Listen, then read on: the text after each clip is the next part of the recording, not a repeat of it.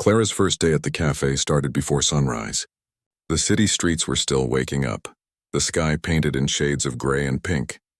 Her hands trembled slightly as she unlocked the glass door and flipped the sign to open.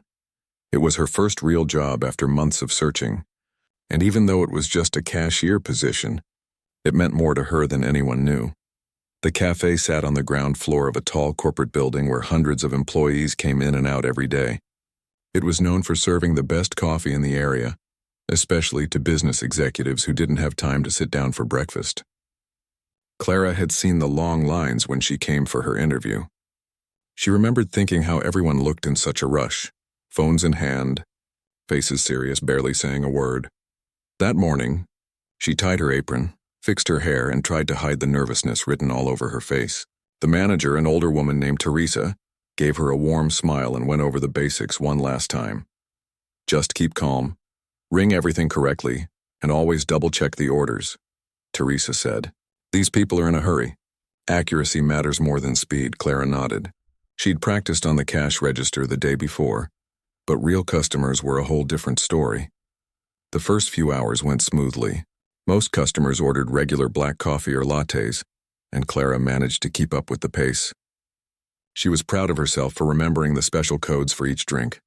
Around 8 a.m., the morning rush hit like a wave. The cafe was full of chatter. The smell of roasted beans filled the air, and the sound of espresso machines echoed across the counter. Clara tried her best to stay calm. Her fingers moved fast across the buttons, her voice steady even when people seemed impatient. Then a group of men in suits walked in. They looked different from the regular crowd, more serious, more focused. The one in front stood out the most. He was tall, with gray hair and calm eyes. He didn't seem in a rush like the others. He walked up to the counter, scanned the menu for a moment, and then looked at Clara. 1 black coffee, medium. No sugar, he said in a quiet tone. Clara smiled and entered the order. Anything else for you, sir?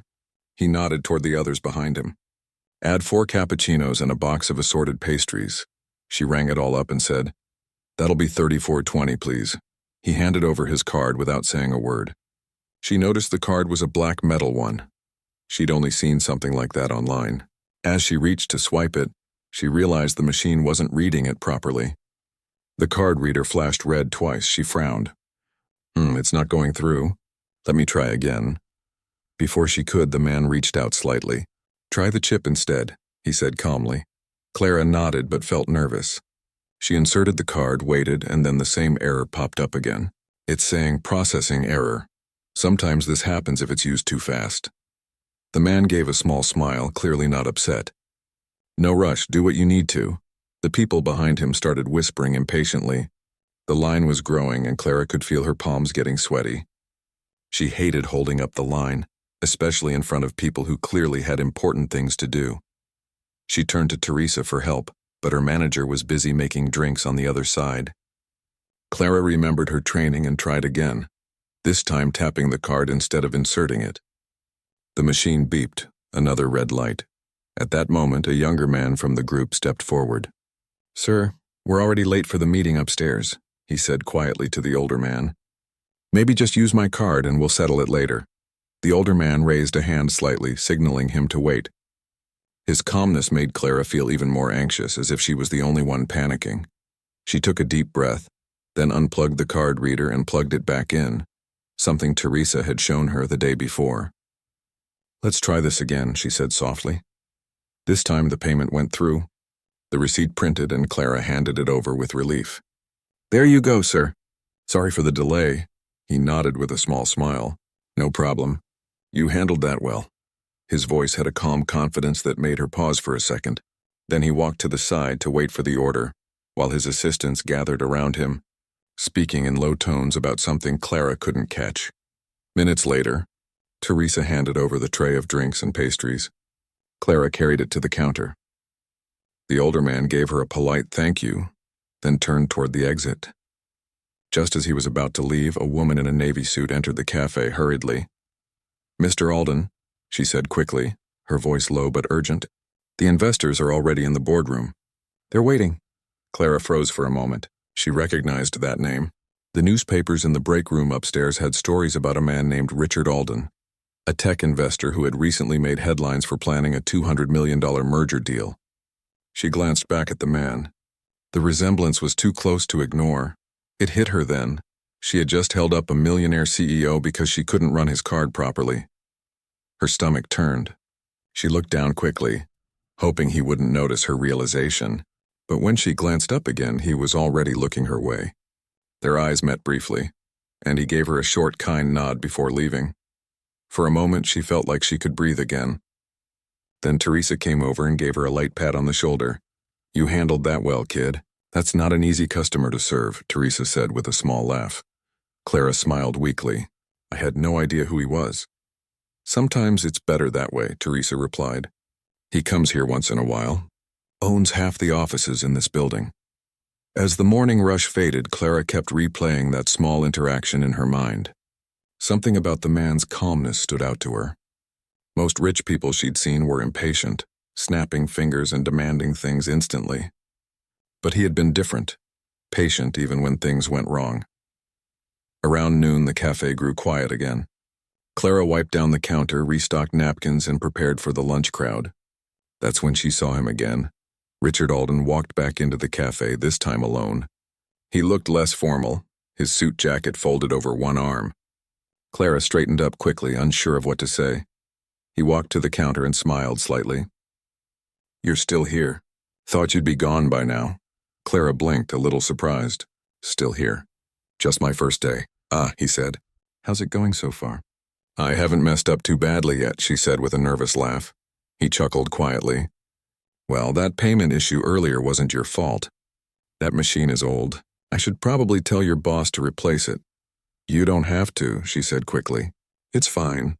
I'm just learning." He looked at her thoughtfully for a moment, then said, "You learn fast. Not everyone keeps calm under pressure." That compliment caught her off guard. She didn't know what to say. Before she could respond, he added, "Can I get another black coffee?" "Same as before."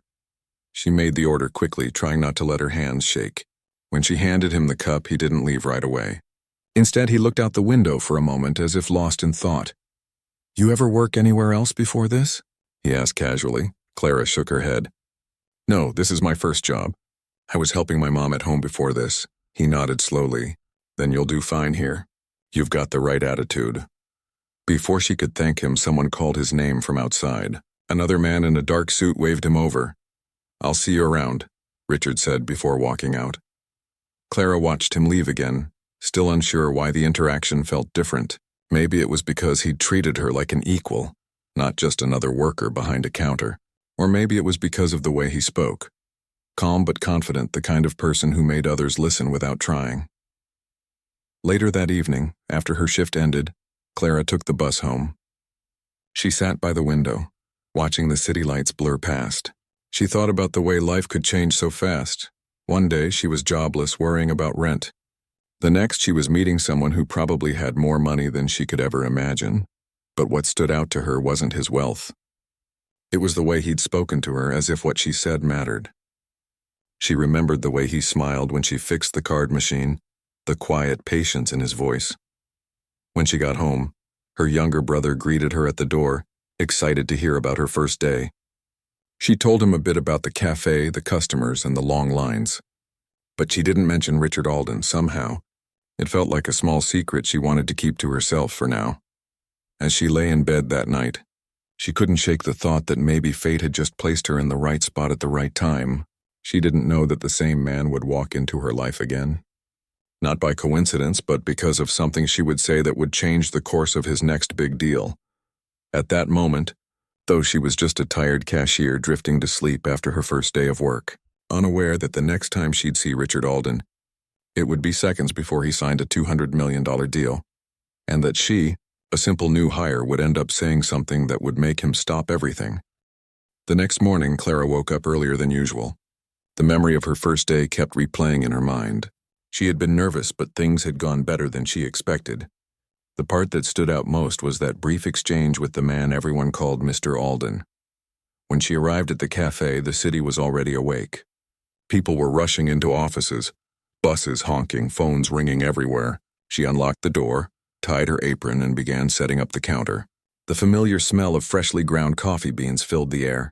It made her feel grounded, calm. Teresa came in shortly after. She looked at Clara and smiled. "You look ready to take on the world today." "I'm just hoping I remember everything from yesterday," Clara said with a nervous laugh. "You'll do fine." "You handled that morning rush better than most newbies," Teresa said, adjusting her glasses. "And I saw who you served yesterday. You know that was Richard Alden, right?" Clara nodded slightly. "Yeah, I found out after he left." Teresa leaned closer and said quietly, "He's the CEO of Alden Dynamics. They say he's negotiating a huge deal this week. People upstairs won't stop talking about it." Clara didn't know much about business, but she could tell from the tone of Teresa's voice that it was a big deal. She tried to picture what that kind of pressure must feel like, to have people waiting on every decision you make. It was far from her world of ringing up lattes and cleaning tables. The morning went on smoothly until the same group of suited men entered the cafe again around 9 a.m. The moment Clara saw them, she straightened up. There he was again, Richard Alden, looking as composed as ever, though his eyes seemed a little tired this time. He walked up to the counter, his phone pressed to his ear, talking in a low voice. When he noticed her, he gave a small nod and mouthed, "1 minute." Clara nodded back and waited patiently. After he ended the call, he looked at her and smiled faintly. "Busy morning?" "It's getting there," she said, smiling. "Same order as yesterday?" He looked amused. "You remembered," she shrugged slightly. "You're one of the few who orders just black coffee. Most people have complicated drinks." He chuckled, then leaned slightly on the counter. "Then yes, same as yesterday. Black coffee, medium, no sugar." She started the order, and while the machine brewed the coffee, he glanced around the cafe as if lost in thought. The younger man from yesterday walked in and handed him a folder. "Everything's ready for the presentation, sir," the man said quietly. Richard nodded. "Good, give me 10 minutes. Clara tried not to eavesdrop, but she couldn't help catching a few words, something about final signatures and contract updates. It sounded serious.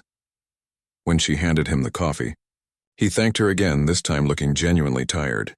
"You know," he said, "sometimes I think the coffee here keeps my company running more than my people do." Clara laughed softly. "Then I guess we're more important than we thought." His eyes sparkled a bit at her response. "You might be right about that." Just then, a man in a dark gray suit entered and approached Richard quickly. "Sir, the investors are asking to move up the meeting. They're already in the conference room." Richard sighed. "Of course they are." He looked at Clara again, gave a polite nod, and said, "See you tomorrow." But Clara didn't know that tomorrow would not go as smoothly. Later that afternoon, the cafe was quieter than usual. A few regulars sat by the windows, typing on laptops. Teresa was counting the till in the back. Clara wiped down tables, humming softly. The calm atmosphere made her forget for a moment how busy the morning had been. Suddenly, the glass door swung open. Richard Alden came in again, but this time something was different. His shoulders were tense and his expression looked sharp. He walked straight to the counter, not looking at anyone else. "Can I use your phone charger?" he asked. "My phone's dead and I need to make a call." Clara nodded quickly and reached under the counter. "Of course." He plugged in his phone and stepped aside to wait. For the first time, Clara saw him look uncertain, like something was weighing heavily on his mind. She hesitated for a second before speaking. "Everything okay?" He looked up at her, surprised by the question. Then he gave a faint, tired smile. "Just a long day. I thought the deal would be done by now, but things got complicated." She could tell he wasn't the type to talk about personal matters, but something in his tone made her want to listen. "If it helps," she said softly, "coffee fixes more than it should." He chuckled quietly. "You might be right about that too." She handed him another cup on the house. "Here, this one's for bad days." He took it, clearly not expecting the gesture. "Thank you, Clara," he said, reading her name tag. When his phone finally turned on, he made a quick call and stepped outside to talk. His voice was calm but firm, even though his movements hinted at stress. Clara could see him pacing near the window. A few minutes later he returned, his expression more settled. "I owe you one," he said lightly. "That coffee helped more than you know." "Anytime," she said with a small smile. The next few days went by in a blur. Richard came to the cafe every morning, always ordering the same black coffee. Sometimes he'd stay longer, Checking papers or making phone calls from the corner table, he always greeted Clara politely, and sometimes even asked how her day was going. One morning, Clara overheard two office workers whispering near the line. "They say the deal might fall through," one said. "Apparently the investors think his new system is too risky." "Yeah, but if it goes through, it'll double his company's value overnight," the other replied. "It's a 200 million project. Imagine that kind of pressure." Clara's eyes drifted toward the corner table where Richard sat, quietly typing on his laptop. He didn't look like someone who was about to lose millions. He looked calm, focused, and composed, like always. But now she could sense that behind that calmness was a storm brewing. A few hours later, as Clara was cleaning up after the lunch rush, Richard walked up to the counter again. This time, instead of ordering, he asked something unexpected. "Do you have a few minutes?" he said. Clara blinked. "Sure, if it's quick." "Teresa's in the back." He smiled slightly. "It'll be quick. I just need an honest opinion." "About what?" she asked. He looked down at his phone, then back at her. "If you had two ways to get something done, one that everyone says is safer and another that's riskier but feels right, which one would you choose?" Clara hesitated. "That depends.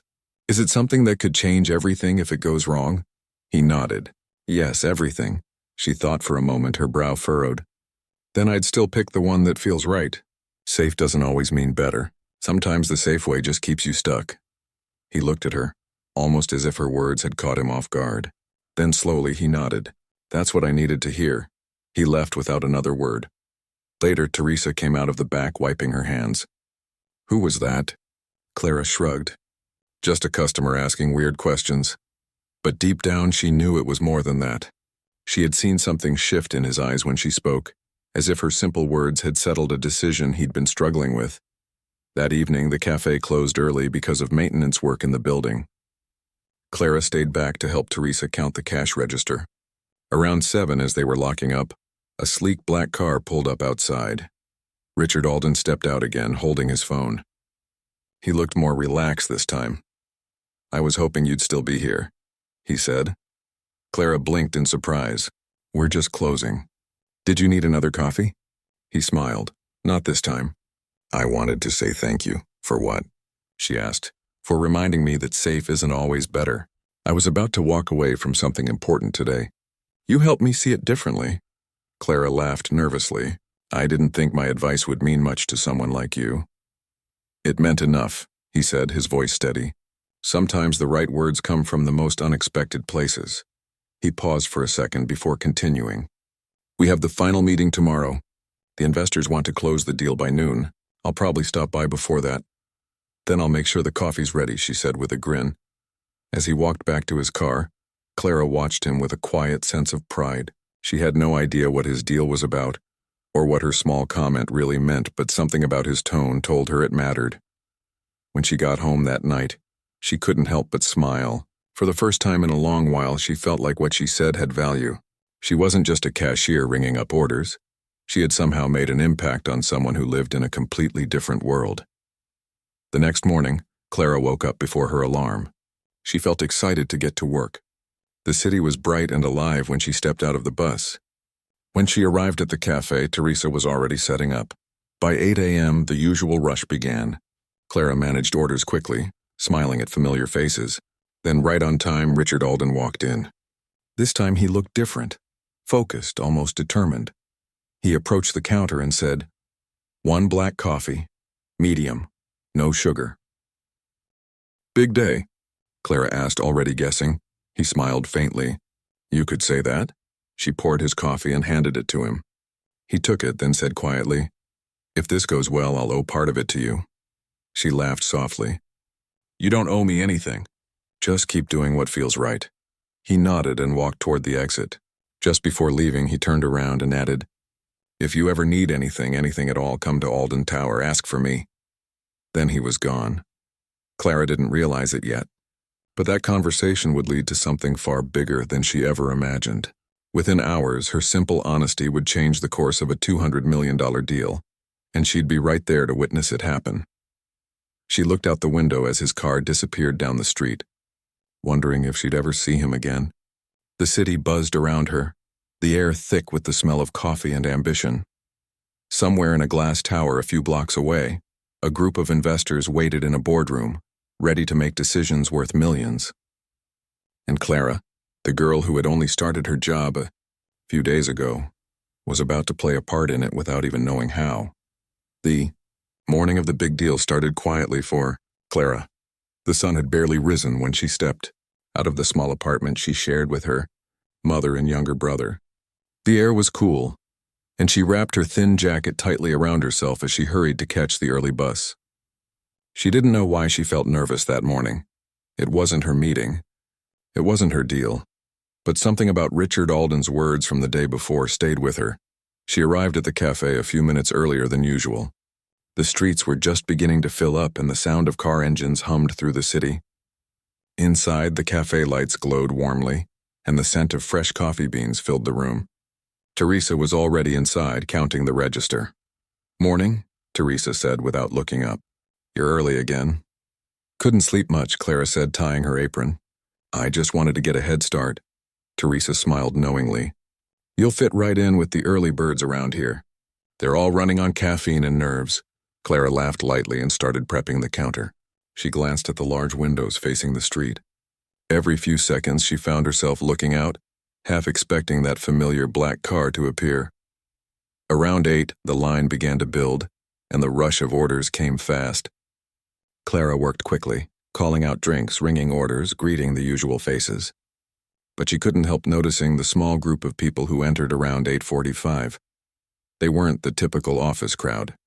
They carried folders, wore tailored suits, and moved with the kind of quiet confidence that came with high positions. And right behind them walked Richard Alden. He looked calm as always, but there was something sharper in his eyes today. He greeted a few people on his way to the counter and then met Clara's gaze.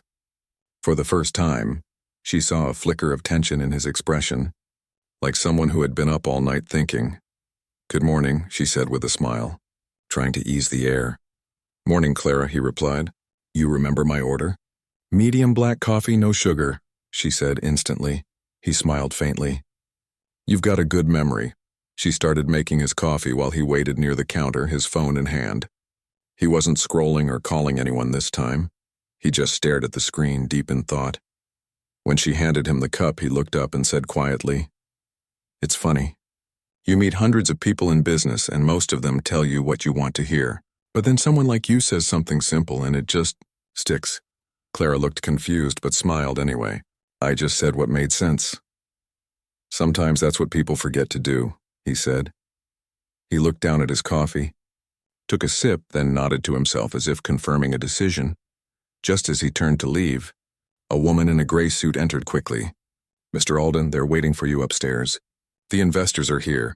He nodded once, set down his cup, and walked out with her. Clara watched him go, wondering how one person could seem so calm right before something that big. Teresa came up behind her, holding a tray of croissants.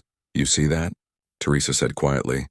"That man's walking into a meeting that could change the whole city's tech industry." Clara didn't know much about technology or investments, but she could tell this was no small thing.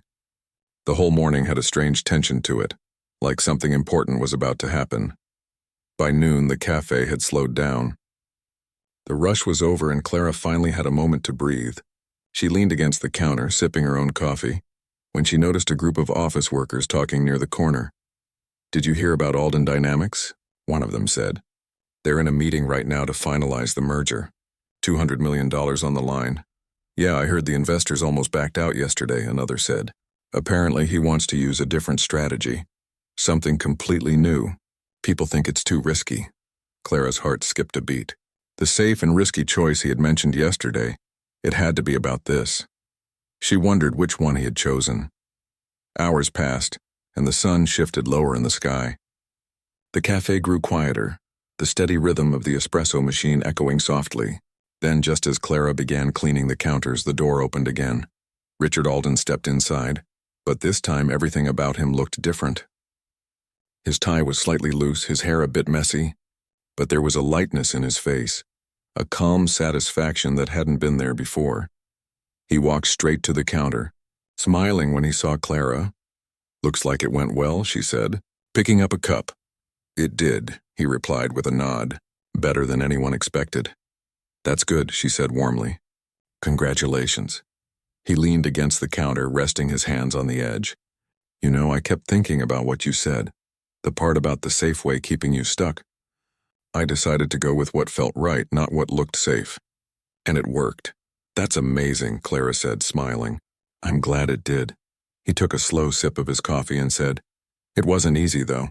Everyone in that room told me I was crazy. They said I'd lose everything if it failed, but sometimes you have to stop listening to fear. Clara nodded. That sounds like life in general. He chuckled softly. You're wiser than most people I know, you realize that? She laughed. I just make coffee. Not just, he said. You listen. You pay attention. Most people don't. For a few minutes, they stood there quietly as customers came and went. Clara couldn't help feeling a strange sense of pride, knowing that something she had said had helped him in some small way. Then, as she handed a customer their change, she overheard Richard speaking to someone on his phone. His tone was calm but filled with energy. Yes, he said into the receiver, it's confirmed. The deal's signed. They finally agreed. $200 million. The words hit her like a soft wave. She couldn't believe it. That number sounded unreal, like something from a movie. And to think she'd spoken to him just hours before it happened. When he ended the call, he looked at her again. You probably think that's crazy, huh? I think it's incredible, she said. But I don't really understand how big it is. He smiled faintly. It's big enough that half the city's going to be talking about it tomorrow. But honestly, it doesn't feel as big as it sounds. It just feels like the right thing. She tilted her head. So you went with the risky way? I did, he said. And it turned out to be the right one. He set the coffee cup down and looked thoughtful for a moment. You know, Clara, in business, people measure success by money. But sometimes the real success is just trusting yourself when everyone else doubts you. She nodded slowly, understanding what he meant. Then, unexpectedly, he asked, Do you like it here? Working in this cafe? She hesitated. It's good. I mean, it's honest work. But sometimes I feel like I could do more, you know? I just don't know what that is yet. He studied her face for a moment. You've got something most people don't. Clarity. That's worth more than any degree or fancy title. She blushed slightly, unsure how to respond. He smiled and checked his watch. I have to get back to the office. But I meant what I said yesterday. If you ever need anything, come to Alden Tower. Ask for me. Before she could answer, his phone buzzed again. He nodded at her and said, Thanks again, Clara, for the coffee and for the words. And just like that, he was gone again, leaving her standing behind the counter, still trying to process everything. When Teresa came out from the back, she saw the look on Clara's face and smiled. Let me guess, your friend came back again. Clara nodded. Yeah, he closed the deal. Teresa raised her eyebrows. The $200 million one? Yeah, wow, Teresa said, shaking her head. You never know who's walking through that door, huh? Clara smiled faintly. You really don't. That evening, after her shift, Clara walked home with a strange mix of joy and disbelief. She passed tall buildings glowing with lights, people rushing to meetings, cars honking at intersections. The city felt alive in a different way that night, as if something in it had shifted. When she reached home, her mom was sitting at the kitchen table, sorting through papers. How was work? Her mom asked without looking up. It was good, Clara said quietly. Really good. Her mom smiled softly. I can tell by your face. Something happened. Clara hesitated, then shook her head. Just a good day. But deep inside, she knew it wasn't just another good day. Something inside her had changed. The next morning, when she arrived at the cafe, there was a small envelope waiting on the counter with her name written on it. She frowned, looking around. Teresa was in the back. No one else was around. She picked up the envelope and carefully opened it. Inside was a neatly folded note and a small card. The note read, For the one who reminded me to trust myself. Thank you for the right words at the right time. And beneath it was a business card, Richard Alden, CEO, Alden Dynamics. On the back of the card, there was a handwritten line. Come by when you're ready for something more. Clara stared at it for a long time, her heart pounding. She didn't know what he meant, whether it was an offer, an opportunity, or just a kind gesture. But she felt something stir inside her, something she hadn't felt in a long time. Hope. She slipped the card into her pocket just as Teresa came out of the back. What's that? Teresa asked. Just a note, Clara said with a smile. Teresa eyed her curiously but didn't press further. Clara went back to work, but her mind was somewhere else. She couldn't stop thinking about that note, those words, something more. What could that mean for someone like her? A girl who had barely finished school, who had just started her first job, who made coffee for people who ran companies. But then again, hadn't life already surprised her once? She looked out the window at the towering glass buildings across the street, one of which had the name Alden Tower gleaming in silver letters near the top. Maybe this was the start of something new. Maybe fate wasn't done connecting their paths just yet. And though she didn't know it, the next time their worlds crossed, it wouldn't just be over coffee. It would happen in a moment of pressure, when she'd speak up once again, and her words would stop a millionaire CEO seconds before he made another decision that could change everything. The morning after the meeting, Clara woke up feeling more confused than ever. She barely slept. Her mind kept going back to what she had witnessed in that conference room, the tension, the silence, and the way Mr. Grant had looked at her just before stepping out. There was something in his eyes she couldn't quite explain. It wasn't anger. It was more like thought. He looked like someone who'd just discovered something he didn't expect to. When she arrived at the cafe that morning, the manager was waiting for her again. He told her that Mr. Grant's assistant wanted to see her later that day. For a moment, her heart dropped. She thought maybe she was finally getting fired. Maybe that thing she said about the wrong method had crossed the line after all. By noon, the assistant came in, a calm woman who spoke softly but with authority. She handed Clara an envelope and asked her to come upstairs after her shift. Inside the envelope was a visitor pass for the top floor. Clara stared at it like it was a golden ticket. The top floor was reserved for high-level meetings and executive offices. No cafe worker ever got invited up there. Her hands shook when she clocked out and took the elevator up. The ride felt endless. When the doors opened, she found herself standing in a world completely different from the noisy cafe. The floor was quiet, clean, and smelled faintly of expensive perfume. Large windows revealed the skyline glowing under the afternoon sun. The assistant led her into Mr. Grant's office. He was sitting by the window, his jacket off, sleeves rolled up, looking unusually relaxed. When he saw Clara, he smiled faintly and gestured for her to sit down. She sat on the edge of the chair, not knowing what to expect. He started by asking about her background.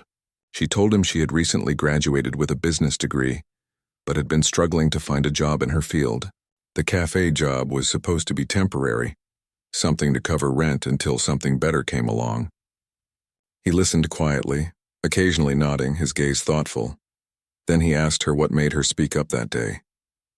Most people in her position would have stayed quiet. Clara hesitated. She told him she didn't mean to disrespect anyone, but she just couldn't watch people use a wrong or unfair method when there was a better one. She explained that she believed business should be done with honesty and logic, not just power or habit. For a moment, he didn't respond. Then he said something that surprised her. He told her that she reminded him of himself when he was young, back when he used to question everything before success made him cautious. He admitted that what she said had made him think. He'd gone back and reviewed the deal later that night and realized there were several flaws in the method his team was using. If she hadn't said what she did, they might have signed off on a huge mistake. Clara sat frozen, barely believing what she was hearing. He then told her that the deal in question was worth almost $200 million. One wrong move could have cost the company millions, and her small comment about the wrong method had stopped that from happening. He leaned back in his chair and smiled. He said he wanted her to join his team, not as a cashier but as a junior analyst in his company. Clara almost dropped her bag. She thought he was joking. She had no experience, no references, and no confidence left after months of rejections. But he wasn't joking. He said he liked how she thought, how she paid attention, and most of all, how she wasn't afraid to speak up for what she believed was right.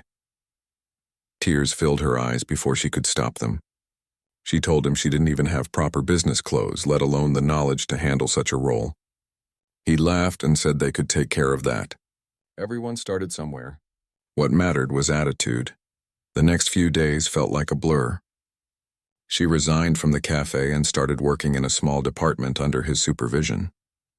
The first week was tough. She was surrounded by experienced professionals who spoke in terms and figures she barely understood. Many of them didn't take her seriously at first. Some even whispered that she only got the position because she had caught the CEO's attention, but Clara ignored the whispers. She stayed late every night, learning everything she could. She took notes, watched old project files, and quietly observed how Mr. Grant led meetings. He was sharp but calm, firm but fair. Sometimes he called her into his office to discuss new ideas, and those moments felt surreal. One evening, when most of the staff had already gone home, Clara was still at her desk reviewing data. Mr. Grant stopped by on his way out and noticed her working. He smiled and said she reminded him of his early days, how he used to spend nights studying because no one believed he could succeed. He told her that success was never about where someone started, but about how willing they were to keep showing up, even when no one was watching. Those words stuck with her. They became the reason she kept pushing even when she felt out of place. Over the next few weeks, she slowly began to earn respect. Her ideas during meetings started to make sense to others. The same people who once ignored her began asking for her input. She was still quiet most of the time, but when she spoke, people listened.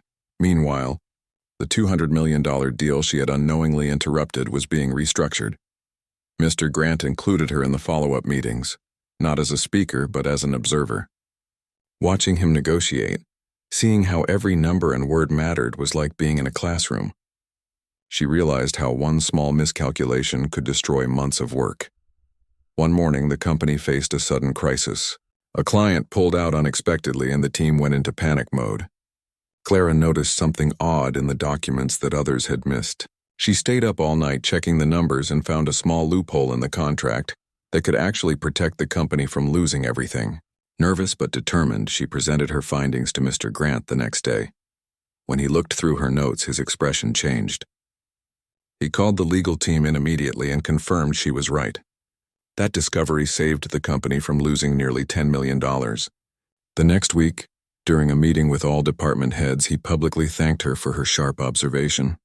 Everyone clapped, and for the first time, she felt like she truly belonged. After the meeting, Mr. Grant told her that the cafe incident wasn't a coincidence. It was life's way of bringing people together for a reason.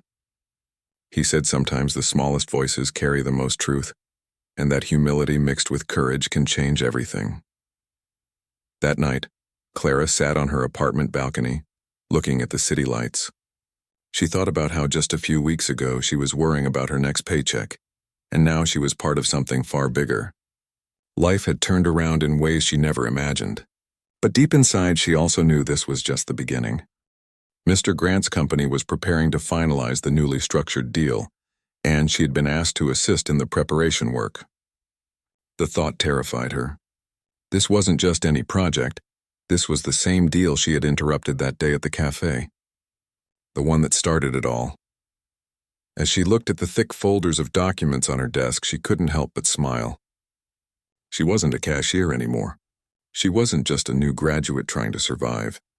She was part of a team working on something that could change her future forever. But little did she know the biggest test of her courage was still ahead. Because soon, another unexpected problem would surface in the deal, something that could make or break everything Mr. Grant had built.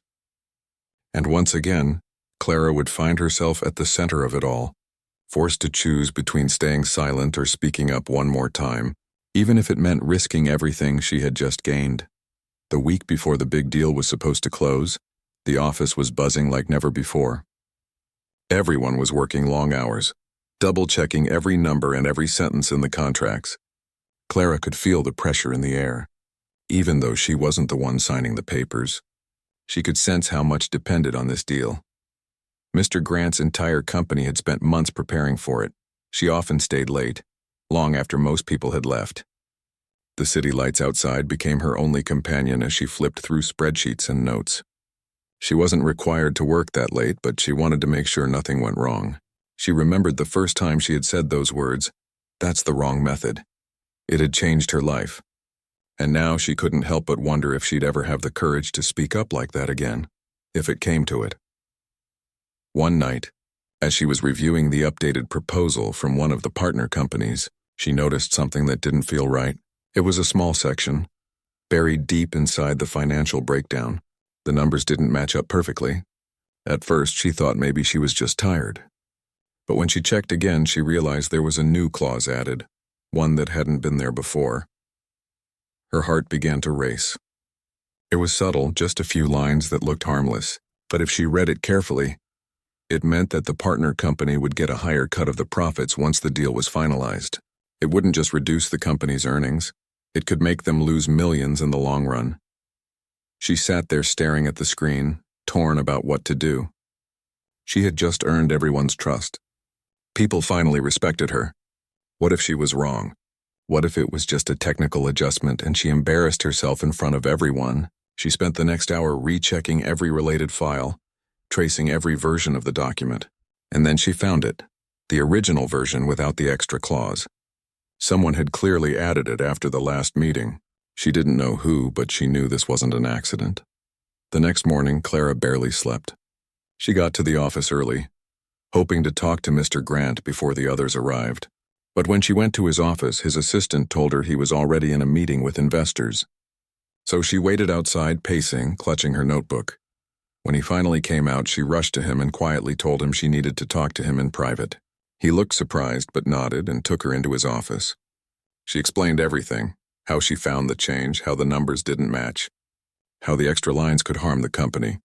He listened carefully, flipping through the printed pages she brought with her. For a moment, the room was silent except for the soft hum of the air conditioner. Then he looked up at her with a serious expression and asked if she was sure. She nodded. She said she had double-checked every detail. Her voice was calm but trembling slightly. Mr. Grant sighed and leaned back in his chair. He told her that the change had been made by one of the senior executives, a man who had worked with him for over 15 years. It was supposed to be a minor correction, according to him. Clara said that might be true, but the math didn't lie. He didn't say anything for a while. Then quietly, he said he believed her. He told her to leave the papers with him and not mention it to anyone yet. That day, the office atmosphere changed. Mr. Grant called an unscheduled executive meeting. People were whispering, wondering what was going on. Clara stayed at her desk, pretending to focus on her work but feeling the weight of every passing minute. When the meeting ended, she saw the senior executive storm out of the room, his face red with anger. Mr. Grant came out later, calm but firm. He didn't say what happened, but the rumor spread that someone had tried to sneak in a clause that would have caused serious losses to the company while benefiting themselves personally. That evening, as everyone packed up, Mr. Grant walked by Clara's desk and stopped. He looked at her with a faint smile and said, "You did it again." She didn't know whether to laugh or cry. All she said was that she was just doing what she thought was right. A few days later, the company finalized the deal. It made headlines everywhere. It was valued at $200 million, one of the biggest partnerships the company had ever done. Reporters covered it, business blogs wrote about it, and investors celebrated. But what most people didn't know was that a young woman who used to serve coffee had quietly helped save it from falling apart twice. Mr. Grant called a company-wide meeting after the deal was officially signed. Everyone gathered in the large conference room. The mood was light, filled with laughter and relief. Then during his speech, he thanked everyone for their hard work. But before ending, he mentioned one person specifically, someone new, someone who had reminded him what honesty and courage really looked like. He called Clara to the front. The whole room clapped as she walked up, her hands shaking. He said that the company had succeeded not just because of experience or wealth, but because of people like her, who weren't afraid to question when something didn't feel right. He announced her promotion to project coordinator, saying she had more than earned her place. She could barely hold back her tears. It wasn't just the promotion, it was everything that led up to it. The long nights, the fear, the doubt, and that one simple moment in the cafe when she had spoken without thinking. That one act of courage had changed everything. After the meeting, people came up to congratulate her. The same colleagues who once doubted her were now smiling genuinely, telling her she deserved it. Even the manager from the cafe sent her a message saying he had seen her name mentioned in a business article online. He said he always knew she was destined for something bigger. Later that week, Mr. Grant invited her to lunch, not as a boss, but as someone he respected. During their meal, he told her about his early struggles. He said there was a time when no one believed in him either, and that every success he had came from moments when he trusted his gut instead of following the crowd. He told her that what she did wasn't luck, it was integrity. He said that in business people often think power means control, but real power comes from staying honest even when it's inconvenient. He told her never to lose that part of herself. That conversation stayed with her for years. It changed how she saw everything: work, success, and herself. Months later, Clara had her own office, a small team, and a list of projects she managed. She was no longer the quiet cashier trying to survive. She was confident, respected, and trusted, yet she never forgot where she started. Sometimes when she walked past the cafe in the lobby, she'd stop for a moment and watch the new cashiers behind the counter. It reminded her of that day when she had dared to correct a man she didn't know was a millionaire CEO. One afternoon, as she waited for her coffee, one of the new cashiers accidentally spilled a bit on the counter and apologized nervously. Clara smiled and told her it was okay. She said everyone starts somewhere and that the important thing was to keep learning. The young girl looked at her name badge and said she'd heard about her, how she used to work there before becoming part of the executive team upstairs. Clara laughed softly and said, "Sometimes life surprises you when you least expect it." As she walked away with her cup, she felt a deep sense of peace, not because of the job or the title, but because she had stayed true to herself all along. Over time, the story of what had happened quietly became known across the company. It was retold in new employee trainings and meetings as an example of courage and integrity. People started saying that no matter where you begin, what matters most is how you stand up for what's right when it counts. Years later, when Clara became a senior director herself, she still kept the old cafe badge in her desk drawer. It reminded her of who she was before everything changed, a young woman with nothing but honesty and a strong belief that doing the right thing mattered more than staying quiet. Sometimes she'd take it out and smile, remembering the moment that started it all. A moment that seemed small but ended up shaping everything that followed. It was never about being right or wrong. It was about daring to care enough to speak up. And that was the lesson that carried her through every success, every challenge, and every choice that came after. And for Mr. Grant, that day in the cafe became one of his favorite stories to tell new employees. He often said that the greatest ideas don't always come from the boardroom. They sometimes come from the people who see things differently, from those who are brave enough to say, "That's the wrong method."